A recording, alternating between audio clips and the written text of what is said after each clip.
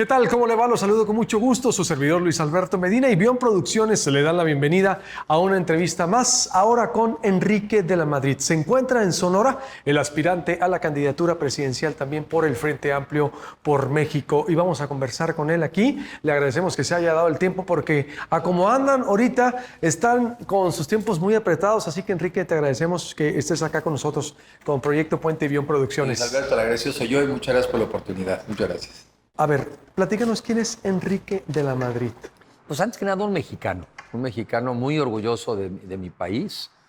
Soy padre de familia, tengo 4 hijos, 2 hombres, 2 mujeres. Estoy casado ya por 33 años, cumplí mis 33 años la semana pasada. Y soy un mexicano absolutamente convencido de que un mucho mejor México es posible. Soy una persona que cree que al esfuerzo y al empeño de cada uno, lo que requerimos como mexicanos son oportunidades para que cada quien alcance su sueño. Soy una persona de fe, pero creo que la única vida que tenemos para hacer cosas es esta. Y creo también en mi caso que vivo en una vocación de servicio público, porque mi vocación es el tratar de servir para que otros tengan oportunidades. Yo creo que ese es Enrique de la Madrid. Cuéntame tu trayectoria. ¿Eres nacido en la Ciudad de México? Yo nací en la Ciudad de México hace 60 años, soy del año 62. Soy abogado por la UNAM, estudié en la Facultad de Derecho de la UNAM. Después hice estudios de maestría en los Estados Unidos y he trabajado una buena parte de mi carrera profesional, ha sido en el servicio público, quizá las posiciones más destacadas, secretario de Turismo en la administración pasada, fuimos el 6º país más visitado del mundo. He sido director de 2 bancos de desarrollo, que por cierto tienen que ver mucho con Sonora, porque uno de ellos era la Financiera Rural, y eso me permitió mucho conocer el tema del campo, pero también fui director del Banco Nacional de Comercio Exterior y me permite conocer a este mundo de las exportaciones, de la automotriz, en fin. He sido diputado federal, lo cual también me gustó mucho porque ahí aprendí también cómo los mexicanos, cuando nos enfocamos en un tema, no importan los colores. Si nos enfocamos en un tema, por ejemplo, cómo mejorar el tema del campo, pues no importa que vengas del PAN, en su momento del PRD, del PRI, bueno, nos podemos poner de acuerdo. He también trabajado en el sector privado, por lo que no soy solamente una persona que sabe de gobierno. Y siempre mi convicción fue, o trabajo en el gobierno en lo que me interesa, o me sé ganar la vida en el sector privado. Y la otra, he sido también académico. Los últimos 4 años estuve en el TEC de Monterrey, en un centro para el futuro de las ciudades. Soy una persona que de alguna manera mi preparación me permite llegar a esta convicción que yo digo, con plena convicción, un mucho mejor México es posible, un México más justo, más parejo, de oportunidades para los jóvenes, que tengan acceso a empleos dignos y de calidad. Sí podemos tener un país más seguro y sí podemos tener también un país con un sistema de salud que nos atienda. Ese México sí es posible. Secretario de Turismo también. El secretario de Turismo en el gobierno pasado. ¿Los 6 años? No, los primeros 3, director de Banco Nacional de Comercio Exterior, y los siguientes 3, secretario de Turismo. Y ahí en un sector que también es muy importante, bueno, aquí me da gusto, yo no he ido recientemente a algunas de las playas aquí maravillosas, pero también está creciendo.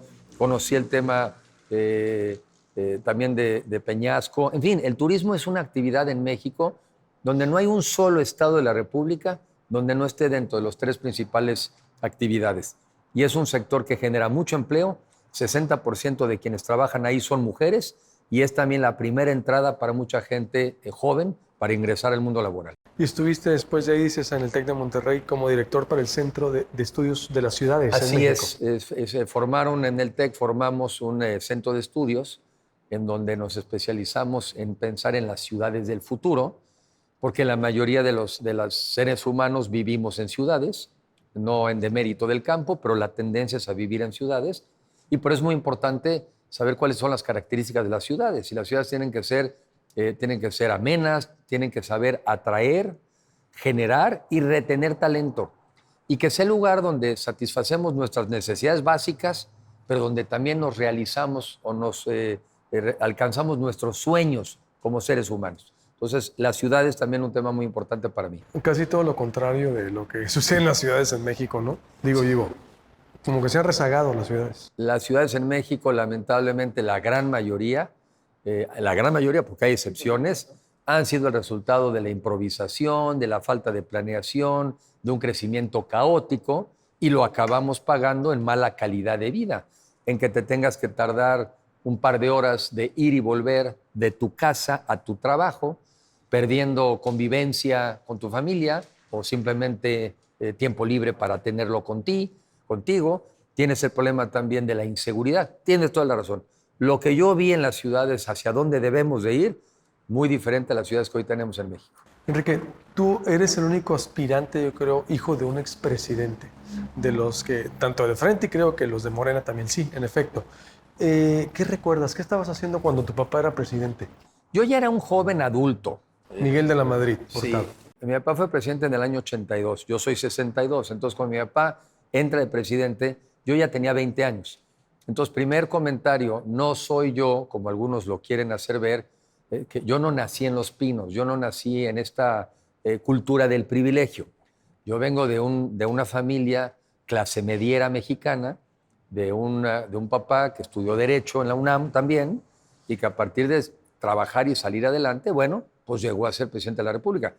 Mi madre también, en ese entonces, una mamá más de una educación más tradicional, que estudió comercio. Somos 5 hermanos, entonces pues también una familia en donde ella se dedicó mucho a cuidarnos.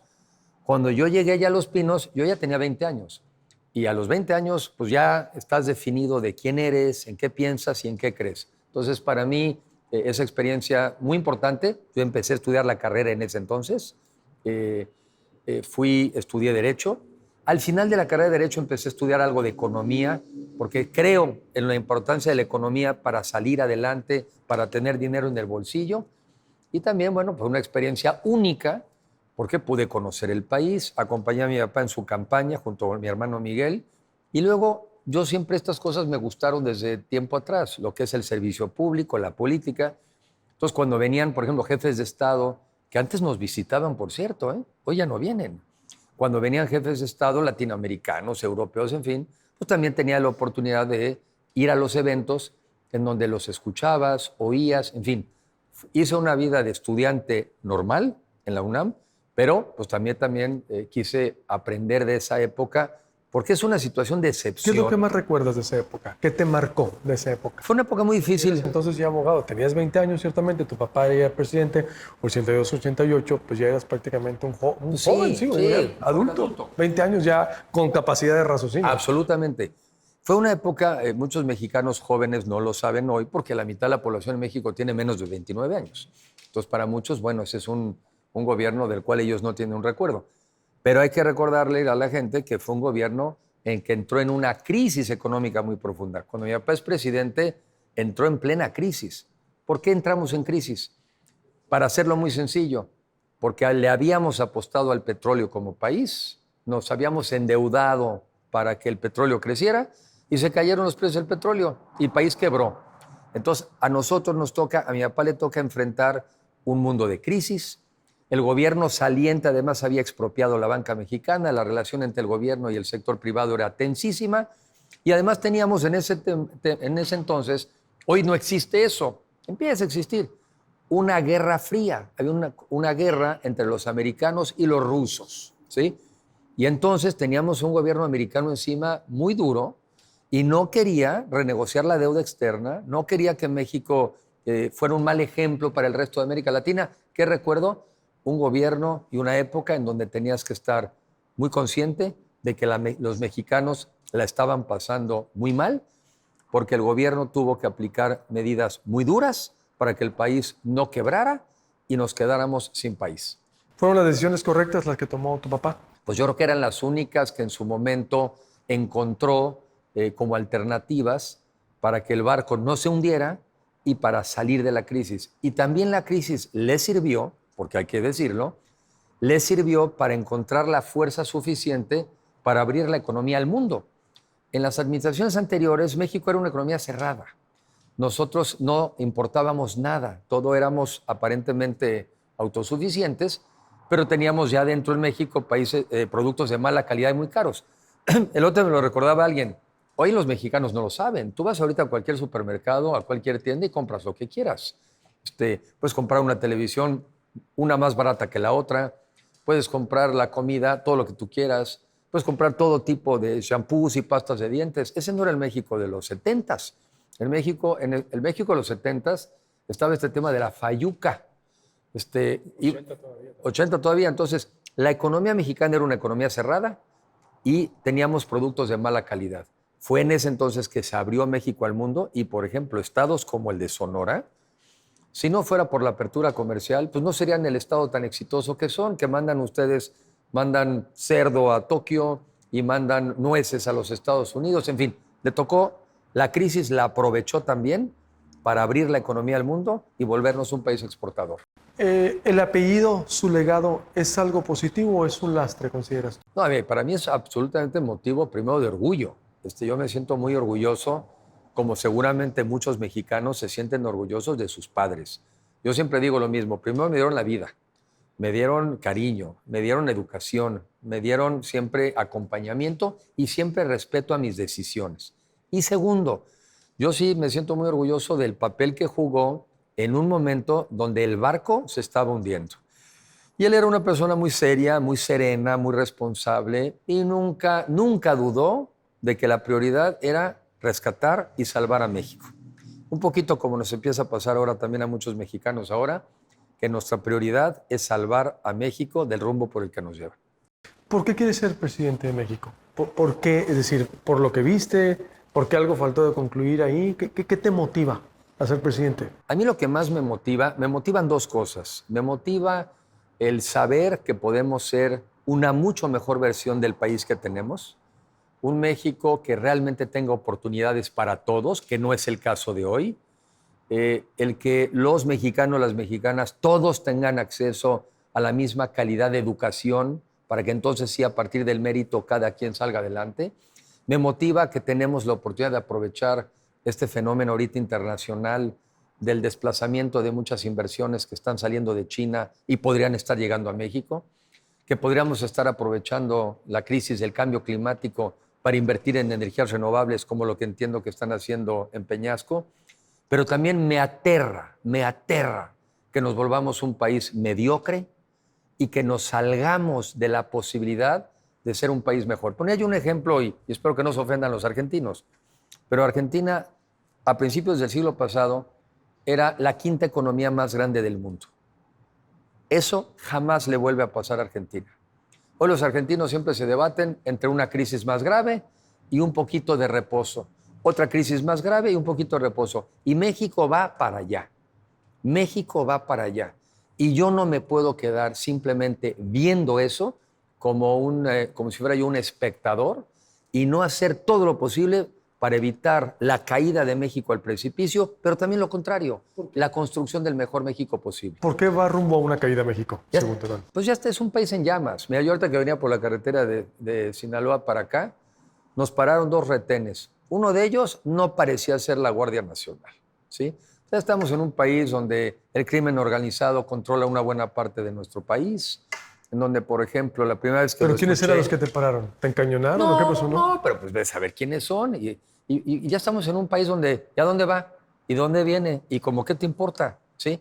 Y no sabes quiénes ¿Eso te dijeron son. aquí en Sonora? ¿Eso te dijeron? Sí, bueno, tú lo ves en Sinaloa. Sí, Sonora. pero ¿te pararon? No te paró. Dos veces. O sea, dices, este no trae un uniforme mío de oficial, no trae un uniforme de la Guardia Nacional. ¿Quiénes son? Y pues yo sé que aquí estamos ya en una zona del país donde hay de todo. En Zacatecas, recientemente también usé la carretera, fui de Sombrerete a Durango. Un paisaje precioso. El suelo rojo, zona frijolera, el cielo azul, maravilloso. No había un alma, porque a partir de cierta hora nadie quiere transitar por esas carreteras. A ver, el país está en llamas, el país está fuera en control. ¿Qué no sabemos todos? Que en la elección pasada para gobernador, no sé qué tanto aquí, pero en Sinaloa, sin duda, el crimen organizado fue y levantó a los dirigentes de los partidos políticos para que no hubiera elecciones. Ese es el país. O sea, el país no se va a deteriorar, ya se deterioró. La pregunta es cuánto más. Gente que está buscando empleo y no encuentra porque no tiene preparación o porque también, ¿por qué no decirlo? También las empresas se comportan de manera muy poco empáticas. Te dicen, Pues no tienes experiencia. Pues es obvio que no tengo. Pues si vengo saliendo de la escuela, pero dame la oportunidad. O si ya tienes 30 o 40 años, te dicen, te pasaste de experiencia. Ya tampoco tienes empleo. Este México no tiene por qué ser así y podemos construir una mucha mejor versión de nosotros. ¿Y lo puede arreglar Enrique de la Madrid? A ver, ¿cómo? Con esta complejidad que tiene en México y que viene de una degradación, dice el presidente, diario lo dice, de tiempos pasados. Y hace mucho énfasis también en lo que fue las administraciones del PRI y el PAN para llegar a esta descomposición. Varias reflexiones. Primera, me parece un presidente irresponsable. ¿Qué es una persona irresponsable? Es alguien que no responde de nada. Es irresponsable. Él se la va a pasar hasta el último día de su mandato y quizá el último día de su muerte echándole la culpa al pasado. Ese tipo de perfil no nos sirve para resolver un problema. El primer tema para resolver un problema es reconocerlo. O sea, si tienes un presidente que dice que no hay un problema de inseguridad, pues ¿por qué vamos a esperar que lo va a resolver él? Tienes un presidente que te dice que no hay un problema en el sector agropecuario, pues ¿cómo te lo va a resolver él? O sea, yo empiezo por reconocer los problemas. Ahora, ¿lo voy a resolver yo solo? Claro que no, porque yo creo que un presidente más bien es una especie como de un director de orquesta, un facilitador, un motivador, alguien que permite que la sociedad en su conjunto también participe. Hoy, y lo digo con respeto, hoy el presidente se ha vuelto el principal obstáculo del desarrollo del país. El presidencialismo exacerbado hoy es el principal problema del país. Yo no propongo un presidencialismo así. Yo creo en más municipio, más Estado, más ciudadanía y menos presidencialismo. Entonces también a veces necesitas un liderazgo que sepa volver a regresarle las cosas a su lugar. Necesitamos municipios que tengan recursos, aquí vive la gente, que tengan dinero para enfrentar los problemas de la gente, entre ellos la seguridad. ¿Qué harías diferente tú en materia de seguridad? Porque si dices que los territorios están así, ¿qué harías tú diferente? Me queda claro la participación del Estado, municipio, ciudadanía. ¿Qué otra cosa para poder frenar? Varias cosas y por lo menos digo tres. Pueden ser cuatro, son muchas, pero por lo menos tres. Una economía que crezca. Si tú no tienes una economía que genere oportunidades de empleo, muchos jóvenes están destinados a que vean como única opción el crimen organizado. Entonces, primero, una economía que crezca. Dos, que genere empleos de mayor valor agregado, que paguen mejor, para que entonces puedas decir, oye, no me conviene irme de este lado malo, porque de este lado correcto, además de que vivo con más tranquilidad, vivo mejor. Entonces, una economía que crezca, que progrese, y eso sí depende de un gobierno que genere condiciones. Dos, tenemos que invertir en la fuerza del Estado para que también cuando amenaza el crimen sea creíble la amenaza. Hoy es una pitorriza, ¿sí? Hoy yo sé, porque lo sé, que muchas fuerzas del orden, cuando si alguien les dijera, para allá están los delincuentes, pues tú te vas para allá y como que te haces pato, ¿sí? Entonces necesitas policías bien entrenados, ministerios públicos capaces de hacer una averiguación previa y que no se caiga la averiguación porque está mal hecha, jueces bien capacitados, más jueces, más ministerios públicos. En México hoy en día tienes como 12,000 ministerios públicos en todo el país. Les toca como a 250 delitos por año. Pues, ¿cómo? ¿A qué horas? ¿Sí? Entonces, segundo, esto, instituciones fuertes. Y tercero, ahí sí, con instituciones fuertes, una ciudadanía vigilante. Coahuila es un buen ejemplo. Hace 9, 10 años también era un desastre la seguridad. Pero hoy tienen autoridades que responden y entonces tienes a una ciudadanía que reclama y que denuncia. En Mérida hacen lo mismo, pero allá porque son bien chismosos. Dicen los yucatecos, dice, ay, mira, Mare, ahí vemos una persona enfrente y no sabemos quién es. Y llegan las autoridades a ver quién es. Entonces, una economía que crezca para que haya jóvenes con oportunidades. Un Estado de derecho fuerte, capaz de que la amenaza sea creíble. Y una ciudadanía que participe. Cuando menos esas tres. Hay más, pero esas tres. Si tú llegas a ser presidente, por ejemplo, candidato primero que vamos para allá, ¿tú investigarías al presidente Andrés Manuel López Obrador, saliente? Yo lo que quisiera es un sistema donde el presidente que esté en turno no pueda opinar ni a favor ni en contra del presidente anterior. O sea, un sistema tal que tú no tengas que meter las manos ni a favor ni en contra. Esa es la teoría de las fiscalías independientes, que justamente el aparato, en este Por caso, independiente, de dices tú. sí, que sea independiente. ¿En qué sentido? En que no pueda ser utilizado políticamente y que no de casualidad resulta que tus enemigos son culpables y todos tus amigos son inocentes. ¿Pero tú perseguirías al presidente? No, porque no me competiría a mí perseguir al presidente, y yo aspiro a un sistema donde todos los funcionarios sepan que tú no vas a meter las manos por ellos, ni a favor ni en contra. Ese es el sistema que tenemos que buscar. Que no seas que porque eres amigo del presidente estás a salvo y si eres enemigo estás en peligro. Ese no funciona. ¿Qué ha hecho bien AMLO, crees tú? A ver, yo creo que ha hecho varias cosas bien. La primera, creo que ha hecho bien poner sobre la mesa el tema de la desigualdad en el país y la necesidad de atender primero a los que se nos han quedado atrás. Eso como argumento yo lo compro, me parece bien. Segundo, me parece que hizo bien también en aumentar, por ejemplo, los salarios mínimos, porque francamente se nos habían quedado rezagados. Eso lo ha hecho bien.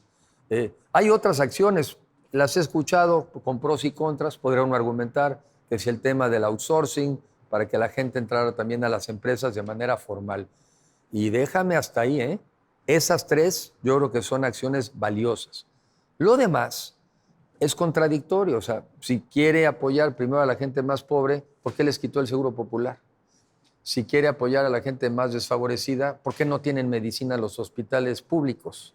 Si quiere apoyar a la gente más pobre, ¿por qué vivimos en un país con tanta violencia? Pero en fin, las tres primeras son las que yo creo que ¿Qué ha hecho dejarías bien. tú? ¿Qué dejarías del presidente? ¿Las pensiones? ¿Qué dejarías, por ejemplo? Primero, tiene razón, todos los programas sociales no los tocaría, no les quitaría un solo peso, porque ya mucha gente, lamentablemente, pues vive de eso, sobrevive de eso.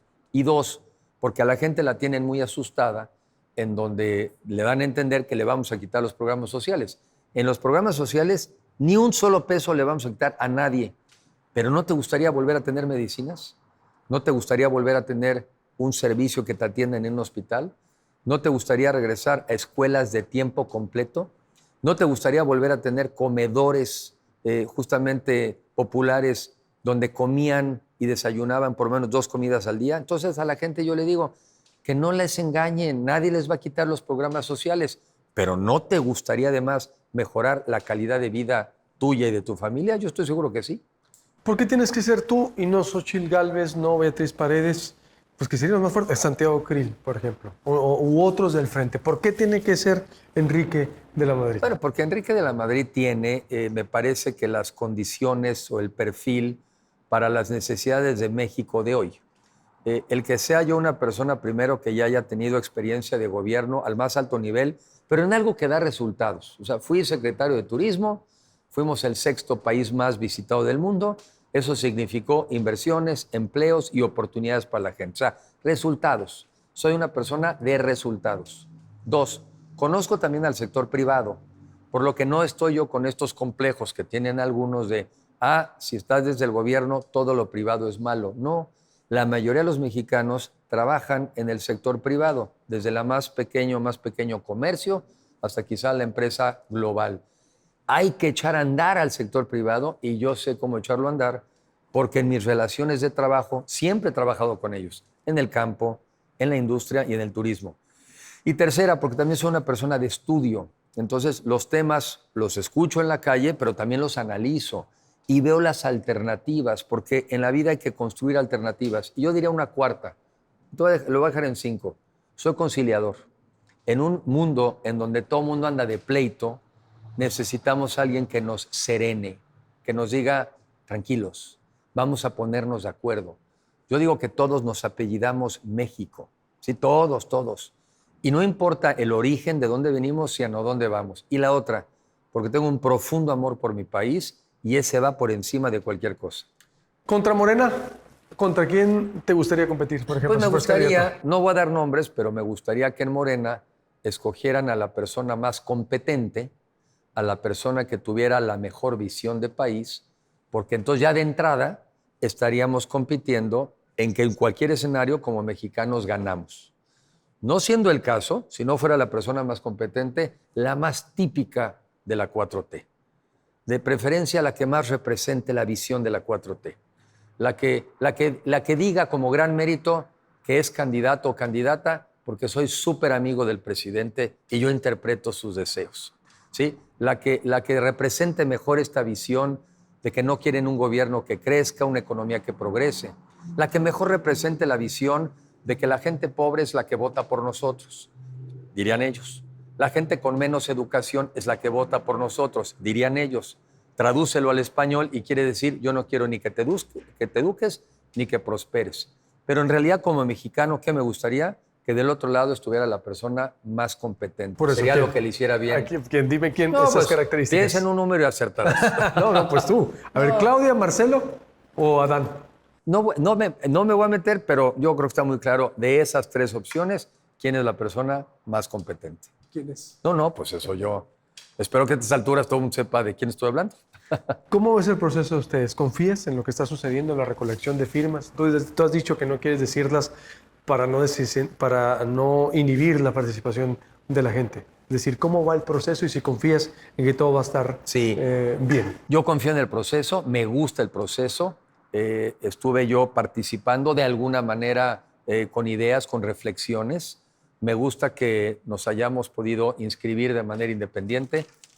Me gusta este proceso de firmas, que es todo un reto. Entre otras cosas, aprovecho, si me lo permites, decir que estoy buscando firmas, porque necesito alcanzar 150,000 firmas para antes del 8 de agosto. Eso no es un voto. Eso no quiere decir que ya se comprometieron conmigo. Simplemente quiere decir que me permiten pasar a la siguiente etapa. Y existe la página de frenteampliopormexico.org.mx. Ahí aparecen los nombres. Obviamente escojan el mío.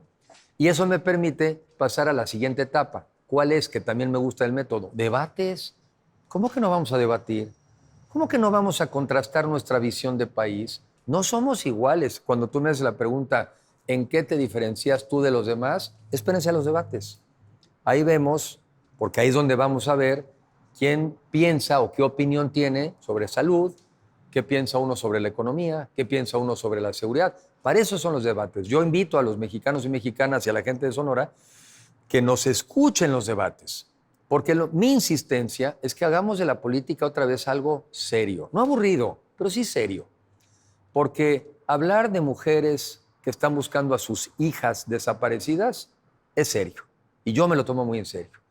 Hablar de un país donde queremos otra vez que haya medicinas para atender a niños con cáncer es serio, y yo me lo tomo en serio. Hablar de recuperar nuestras calles y que no esté en manos del crimen organizado y no sean los que andan pidiendo derecho de piso y sean los que nos cobran impuestos, yo me lo tomo en serio. Invito a los mexicanos a tomarse la política en serio. Y el show, el espectáculo, la diversión, pues para eso tenemos buenas películas, buenas obras de teatro, buenos cantantes. Pero la política, la verdad, tomémosla en serio, porque el futuro de nuestros hijos y de nuestras hijas va en serio. ¿Cuál sería la autocrítica que haces al legado del PRI o los gobiernos del PRI? Porque Andrés Manuel ganó en el 2018 5-1, no sé, por una paliza, ya sabes lo que fue en el 2018. Porque ¿cuál sería la autocrítica de qué falló el gobierno de Peña Nieto, incluso al gobierno de tu propio padre, el gobierno del PRI, del PAN también? ¿Cómo llegamos a un gobierno tan fuerte como el de López Obrador? ¿Por qué? ¿Qué falló en ustedes? Yo creo, mi lectura de qué falló y también cuál es lo que hicieron ellos bien, falló que para el año 2018 teníamos 52 millones de mexicanos en pobreza. O sea, no fuimos capaces de atender suficientemente el tema de la pobreza y la desigualdad.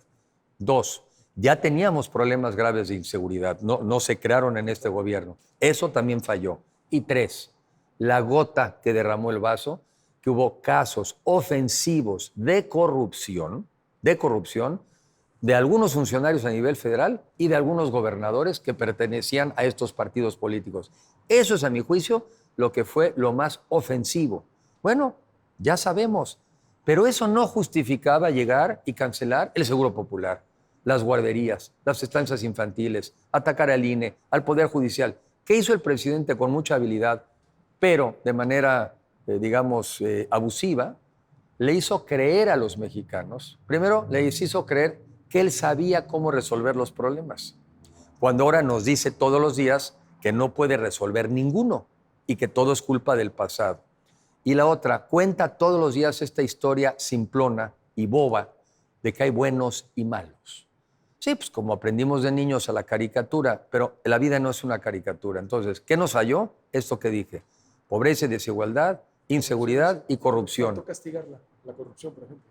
Bueno, sí y no. Faltó castigarla a tiempo. Ahí tienes a varios exgobernadores de que precisamente estuvieron condenados por temas de corrupción y están en el bote.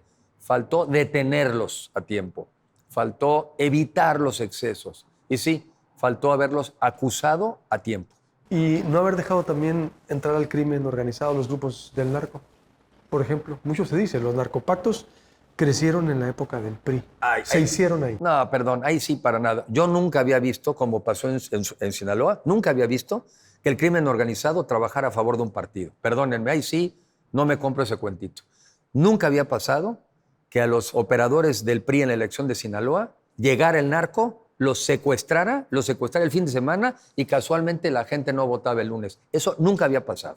No. Lo que estamos viviendo ahorita es increíble. Es otra cosa. Es más, o son una bola de ineptos los del gobierno actual o están coludidos. Y algunos dicen, para que no me la vayan a echar a mí, algunos dicen que las dos. ¿Sí? ¿Están coludidos? No sé, algunos dicen. Algunos, ¿el presidente o gobernadores? No, pues sí. A ver, si de casualidad estás en una elección y el crimen organizado opera para el partido que ganó, pues ni modo que estén trabajando para los que perdieron, ¿no? Yo por lo menos así lo veo.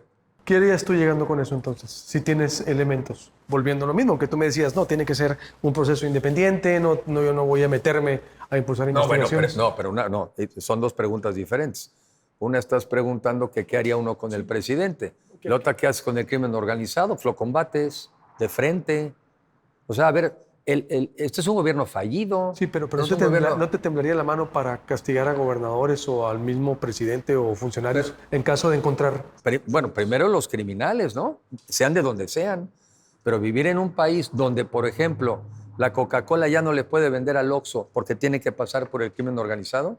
Los productores de maíz no le pueden vender a las tortillerías porque tiene que pasar por el crimen organizado. Perdónenme, eso no pasaba antes. Eso no pasaba antes. Donde el precio del limón se triplica porque ahora tienen que pagar al crimen organizado el empaque, el coche, el transporte. No. Eso pasa ahora. ¿Qué para Sonora, por último? ¿Qué propondrías para Sonora? Pues yo creo que lo importante es que Sonora es un gran estado y de lo que se trata es cómo generar condiciones para que crezcan los sectores de la economía. Cómo, por ejemplo, enfrentar el tema ahorita de Obregón, en donde hay que regresar a unos programas de apoyo también a la agricultura comercial para que puedan ellos estar produciendo alimentos para los mexicanos. Cómo meternos a apoyar al sector de la acuacultura, que además cuando yo fui director de la Financiera Rural es uno de los sectores más dinámicos del mundo. Vamos a comer mucho más de los peces que producimos en tierra que de los que capturamos en el mar. Me gusta, si es verdad, lo quiero ir a ver, me gusta la idea del parque fotovoltaico, porque yo creo que en México tenemos que volvernos una potencia generadora de electricidad. Y me gusta que sea una economía donde podamos poner otra vez orden y vivir en paz. Yo creo que eso para Sonora.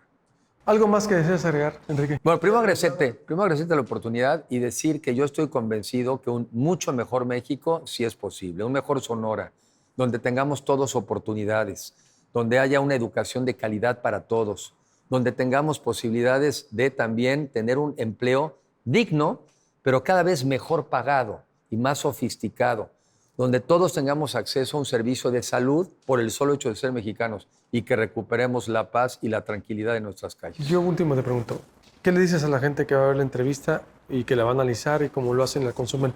¿Por qué creer? ¿Por qué creerte a ti cuando hay desilusión en los políticos en general? Sí. Es decir, ¿por qué le creerle a Enrique de la Madrid? ¿Qué mensaje le darías a Pues el mensaje yo diría es que me averigüen, que investiguen, que vean quién he sido. Y he sido un funcionario honesto y capaz, he dado resultados, no tengo escándalos, soy una persona de resultados y tuve, como quizá le pudo haber pasado a otros, estuve yo en una situación en donde si yo hubiera sido una persona que no tuviera claridad de mis convicciones, pues igual me hubiera desviado, igual a los 20 años siendo hijo del presidente, igual me hubiera dedicado a hacer negocios, igual me hubiera dedicado a otras cosas, pero no. Me dediqué a estudiar, a trabajar y a prepararme y a siempre estar aportando para mi país. Y el que tenga dudas, pues que me googlee. O sea, si te buscan, ¿no te encuentran? Pues no, bueno, si me buscan, aquí estoy. Nada, ningún acto de corrupción, nada puedas tú ocultar. Nada, porque soy un convencido de que si tú vas a servirle a tu país, esa parte tienes que tenerla muy clara. O sea, es un tema de convicción personal. Ese es un tema que a mí nunca me ha tentado ese tema. Esa no ha sido para mí nunca una tentación. Enrique de la Madrid, te agradezco mucho tu tiempo y sigamos conversando. El aspirante a la candidatura presidencial por el Frente Amplio o Democrático, por el Frente Amplio por México, aquí en Sonora. Usted ya lo conoce, ya le hemos hecho esta entrevista, lo hemos presentado con su visión, su propuesta, y también que lo invita a votar en este proceso que es el 8, dices, es para el... Y ahorita lo que requiero, y aprovecho, la firma. Lo que quiero ahorita es la firma y es electrónica en el frenteampliopormexico.org.mx. Ahí está Enrique de la Madrid. ¿Quieren saber más de mí? ¿Tienen dudas? Déjenme pasar a la siguiente etapa y ahí se van a enterar de más cosas de mí. Porque después vendrían los debates y irnos hasta el 6. Hasta el 3 de septiembre. El 3, no.